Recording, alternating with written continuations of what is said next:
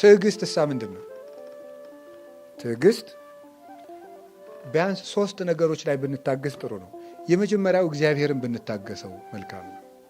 እግዚአብሔርን ብንታገሰው ማለት ያልመለሰልንን ጥያቄዎች እስኪመልስልን ድረስ አለማጉረምረም ማለት መጠበቅ፣ አንተ በጊዜው ሁሉንም ታደርጋለህ ማለት። ሁለተኛ ለራሳችን ራሱ ትዕግስት ሊኖረን ይገባል። የእውነቴን የምነግራችሁ በአንድ ጊዜ ዛሬ መሰበክ ጀምረን የዛሬ ወር ጻድቅ መሆን መፈለግ ተገቢ አይደለም።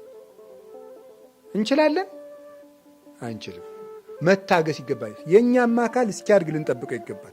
አይዞ በርታ፣ ደግሞ ይችን አስተካክላት እያሉ ራስንም ቢሆን መታገስ እስኪያፈራ ወዲያው ቸኩሎ አይ እንግዲህ እኔ 1 ወር ሞከርኩ አልተስተካከሉም እንግዲህ ይቅርብኝ ማለት አይደለም። ለራስም ታጋሽ መሆን ያስፈልጋል።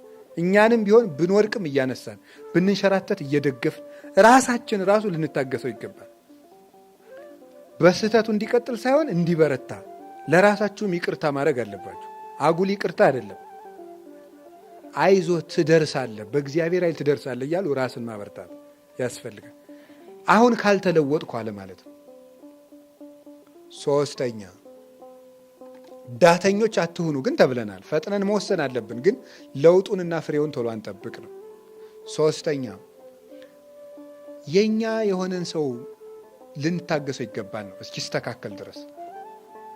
ከጸለይንለት የማይስተካከል ሰው የለም። ህሊናውም ይመለሳል። ክፉ አመል ሁሉ ይስተካከላል። ዲያብሎስ ብቻ ነው የማይስተካከለው። ስለዚህ ያን መታገስ ማለት ነገሮች እስኪፈጸሙ ጊዜያቸውን መጠበቅ ማለት ነው። ይህ 5 መክሊት ነው። 5 መክሊት።